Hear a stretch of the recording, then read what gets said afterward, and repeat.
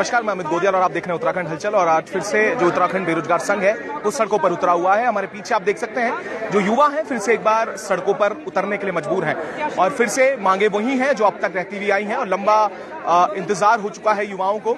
जो मांगे थी, कुछ मांगे जरूर पूरी हुई हैं और कुछ में अब भी लगातार जो प्रयत्न है, जो प्रयास है वो लगे हुए हैं। हमारे साथ एक मिनट हमारे साथ बॉबी पवार हैं जो अध्यक्ष हैं बेरोजगार संघ के।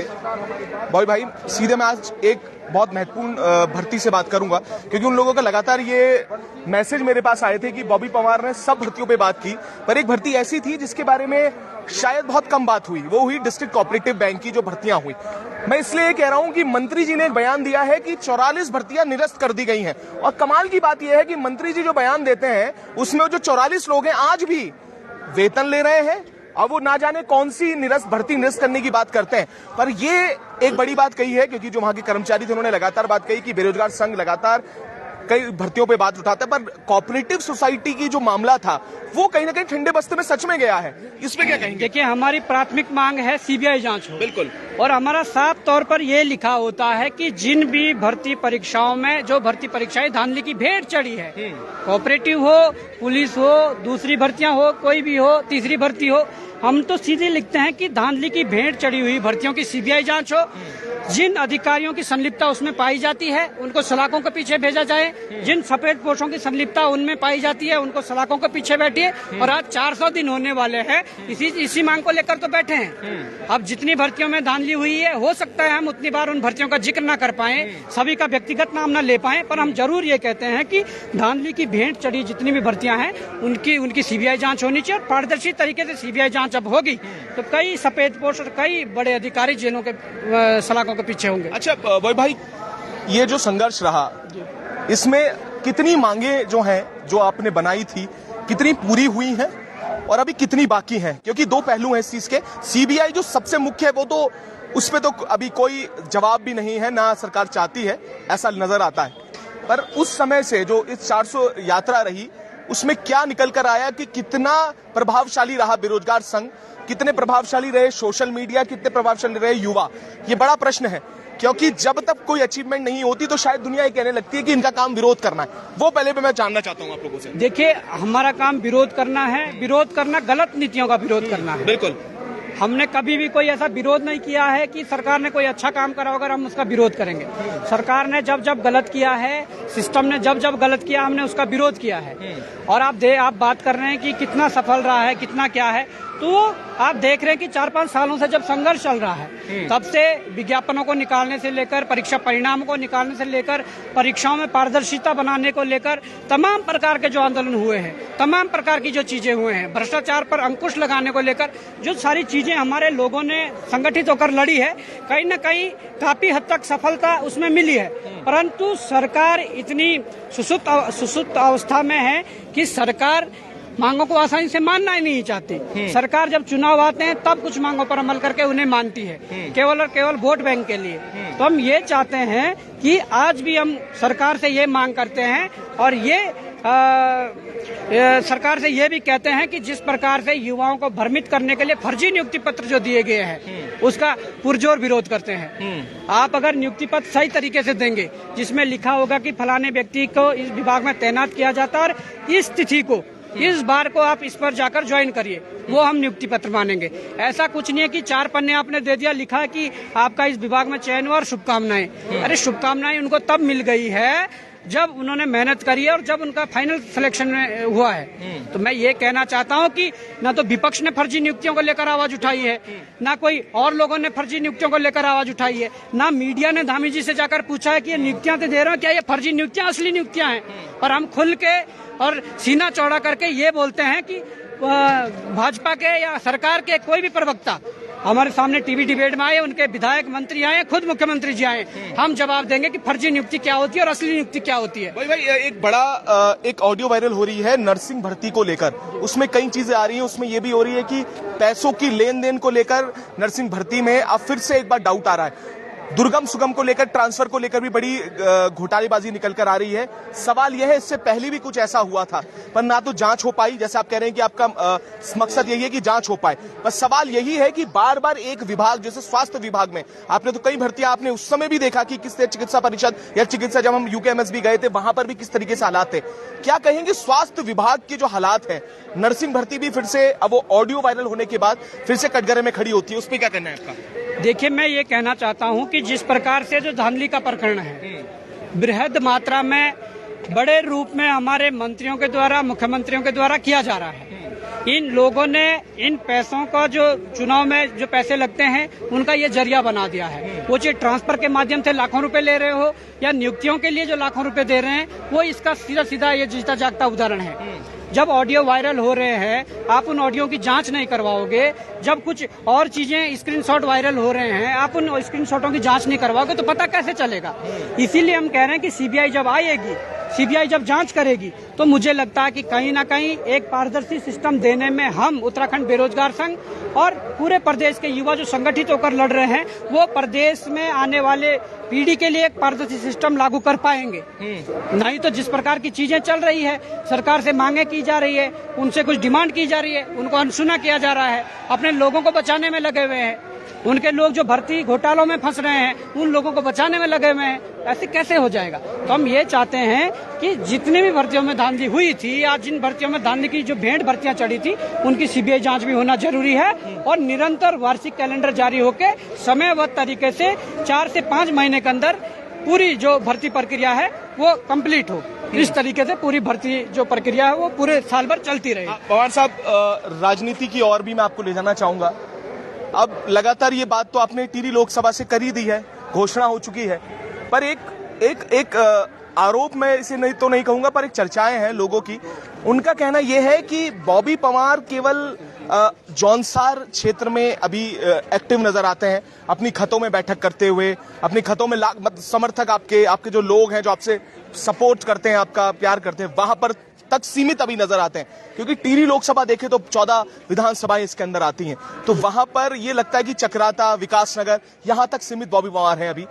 इस पर क्या कहेंगे? कितना इस चीज को मानते हैं? क्योंकि 12 तारीख को आचार संहिता लगेगी, उसके बाद क्या चीजें रहने वाली? देखिए, हमने चाहिए देहरादून में आंदोलन किए हो, पिथौरागढ़ में आंदोलन किए हो, आप तो इस कॉन्स्टिट्यूंसी की बात कर रहे हो, पर हम तो ये कह रहे हैं कि हम जो आंदोलन यहाँ कर सकते हैं, हम पिथौरागढ़ में भी कर सकते हैं, हम चंपावत में भी कर सकते हैं, बागेश्वर में कर सकते हैं, आप लोगों ने देखा है, हल्द्वानी में भी कर सकते हैं। तो ये कहना थोड़ा गलत रहेगा कि आप केवल यहाँ तक सीमित है, पर मैं ये जरूर कहना चाहूंगा, कौन कहाँ तक सीमित है, कौन क्या है, किनके साथ लोग हैं, वो जरूर समय अपने आप कई लोगों को समय जवाब देता है। पर मैं ये कहना चाहूंगा, जब आपने ये बात छेड़ी दी है, तो सबसे पहले आपने कहा कि आप अपने जौनसार क्षेत्र से, आप इन क्षेत्र से, तो ये हमने बचपन से ही, हमारे संस्कारों ने हमें सिखाया है कि कोई भी बात होती है पहले घर से शुरुआत होती है। घर से लोगों को, बड़े लोगों को, बूढ़ों को, अपने जो अनुभवी लोग हैं उनको पूछा जाता है। तो हम वही कर रहे हैं, और ये भी कह रहे हैं कि सरकार मांगे नहीं मानेगी।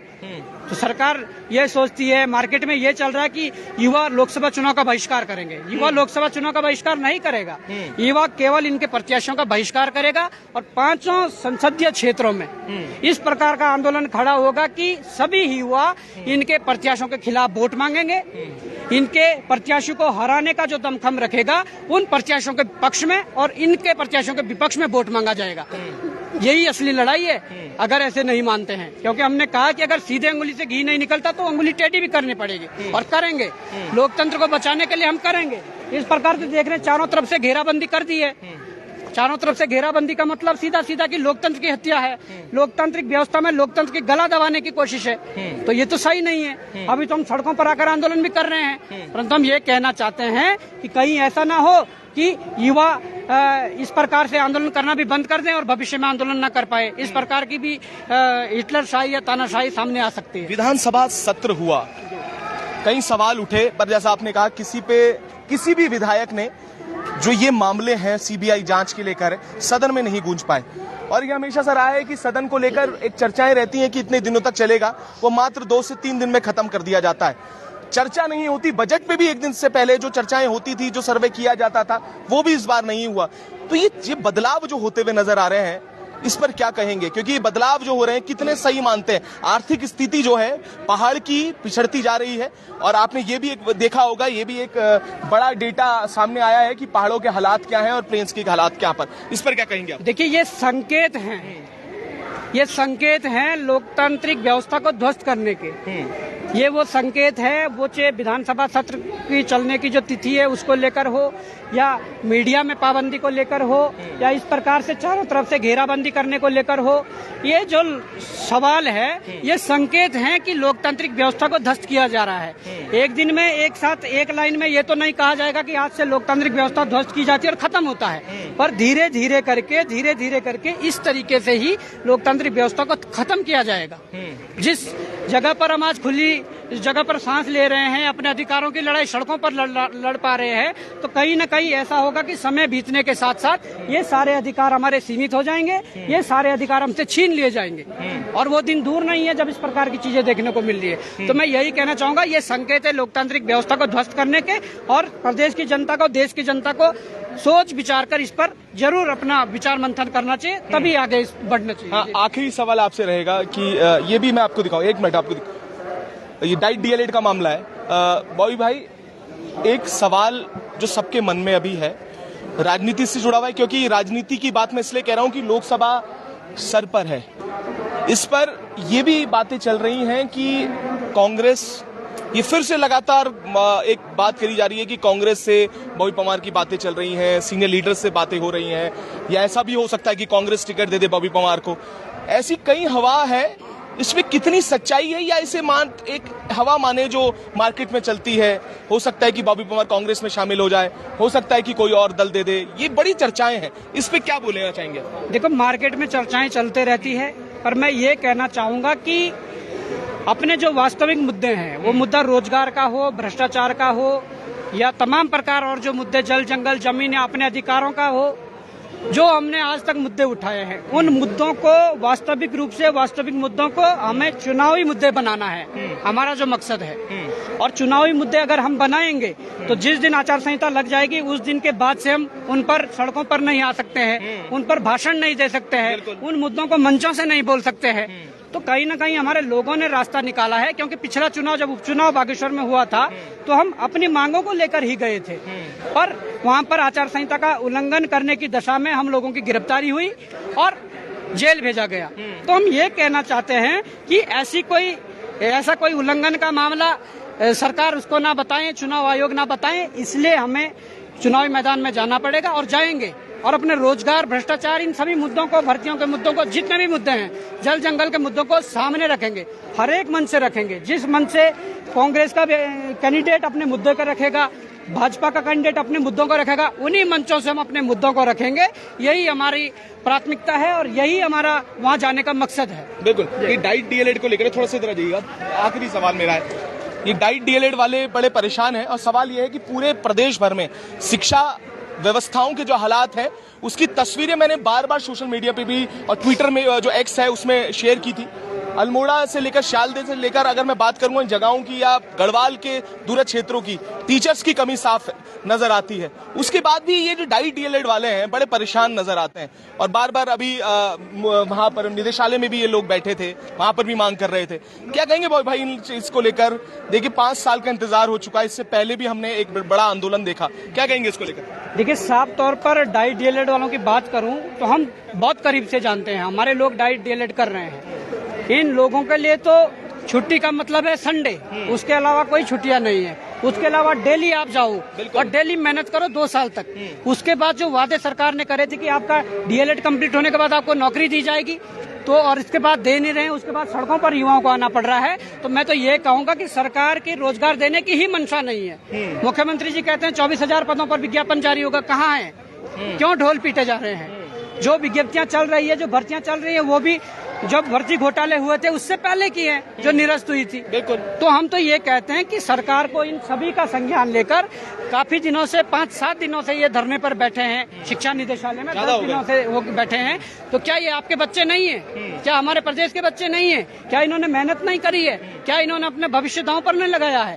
तो हम चाहते हैं कि चाहे डाइट डीएलएड वाले हो, चाहे बीएड वाले हो, चाहे पुलिस कांस्टेबल वाले हो, या चाहे कनिष्ठ सहायक वाले हो, चाहे जूनियर इंजीनियर TG2 वाले हो, चाहे तमाम प्रकार की जिन लोगों के जिन पदों के लिए जिन भर्तियों के लिए युवा तैयारी कर रहा है, समय समय पर एक कैलेंडर के माध्यम से प्रत्येक वर्ष उन पर कम हो पर भर्ती निरंतर होनी चाहिए और एक तय समय के अंदर उस कैलेंडर को पूरा करके युवाओं को रोजगार देने की एक सवाल है भाई, एक युवा यूपी में भर्ती आपने देखा, अभी आप सबके संज्ञान में है, उसने ये आज लगा दी है, बॉबी पवार का जो संघर्ष या बेरोजगार संघ का जो संघर्ष है, उन्होंने ये बता दिया कि युवा आवाज उठाने लगे हैं। ये पहली बार देखा गया कि इतने बड़े स्तर पर यूपी में भी जो युवा हैं, उन्होंने बहुत बड़े स्तर पर एक आंदोलन किया और मजबूर होना पड़ा। योगी सरकार ने भी इस निरस्त करके, ये बड़ा सवाल है कि एक उदाहरण पेश हुआ है पूरे देश भर में, यूपी जैसी जगहों में उत्तराखंड से एक आवाज गूंजती है जिसका नेतृत्व अलग अलग लोगों ने किया। तो उसके बाद अब बेरोजगार संघ की जो एक कमान है वो बॉबी भाई के पास है। तो क्या लगता है कितना फर्क पड़ा है इन चीजों? देखिए, वहाँ जो नेतृत्व कर रहे थे उनसे हमारे टीम के बराबर संपर्क में थे और उन्होंने युवाओं ने हिम्मत दिखाई और अपनी ताकत दिखाई। उन लोगों ने लोक सेवा उत्तर प्रदेश लोक सेवा आयोग के 6 गेट जो बाहर जाने के रास्ते थे, अंदर जाने के रास्ते थे, वो घेर लिए और पूरे कर्मचारियों को वहीं पर बंधक बना लिया। कितनी बड़ी बात है, ये युवाओं की एकजुटता के कारण हुआ है। और उसके बाद योगी जैसे पावरफुल मुख्यमंत्री को डिसीजन लेने पड़े, डिसीजन लेने के लिए मजबूर होना पड़ा। तो हम यही संदेश अपने युवाओं को देना चाहेंगे, उत्तराखंड के युवाओं को देना चाहेंगे। ये प्रदेश बलिदानों से बना हुआ प्रदेश है। ये प्रदेश हमारे पूर्वजों ने गोलियां खाकर लिया है, जेल में जाकर लिया है, लाठियों खाकर लिया है। तो आप उनके बच्चे हो, आप लोगों को अपने अधिकारों के लिए, हक हकूकों के लिए जब चाहे तब सड़कों पर उतर जाना चाहिए। बिल्कुल, हम इनसे भीख नहीं मांग रहे हैं, हम अपने अधिकारों की लड़ाई लड़ रहे हैं और सबको सड़कों पर आना चाहिए। तो हम यही संदेश अपने युवाओं को उनका उदाहरण देकर कहना चाहेंगे कि जिस प्रकार से उत्तर प्रदेश में सरकार को झुकाया, आप लोगों को भी ऐसा ही होना पड़ेगा। हम शिक्षित हैं, लोकतांत्रिक दायरे में रहकर अपनी लड़ाई लड़ेंगे, परंतु अपनी लड़ाई को पूरे अंत तक लड़ेंगे, ये युवाओं को समझना पड़ेगा। बिल्कुल ठीक है, आप देख सकते हैं वहां पर भी माहौल थोड़ा सा मुझे लगता है कि पुलिस और युवाओं के बीच में कुछ चल रहा है, तो वहां पर भी जाके अभी चलते हैं भाई, वहां पर भी आइए। अच्छा, तो ये देख सकते हैं कि वार्ता का वो चल रहा है। तो अब अभी देखा कि बॉबी पवार ने क्या बातें कही हैं और डाइट डीएलएड को लेकर बड़े दिनों से, आप थोड़ा सा आगे आ जाइएगा, ये परेशान है। 10 दिन से निदेशालय में ये लोग बैठे हुए हैं और काफी लंबी मांग है और ये अमूमन देखा गया है आंदोलन रहा है डाइट डीएलएड वालों के। इससे पहले भी हमने काफी लंबे समय तक डाइट डीएलएड वालों के लिए देखा कि वो कैसे निदेशालय में बैठे रहे, पर आखिर जीत हुई संघर्ष की। पर सवाल ये है कि हमेशा क्या ऐसे ही चलता रहेगा?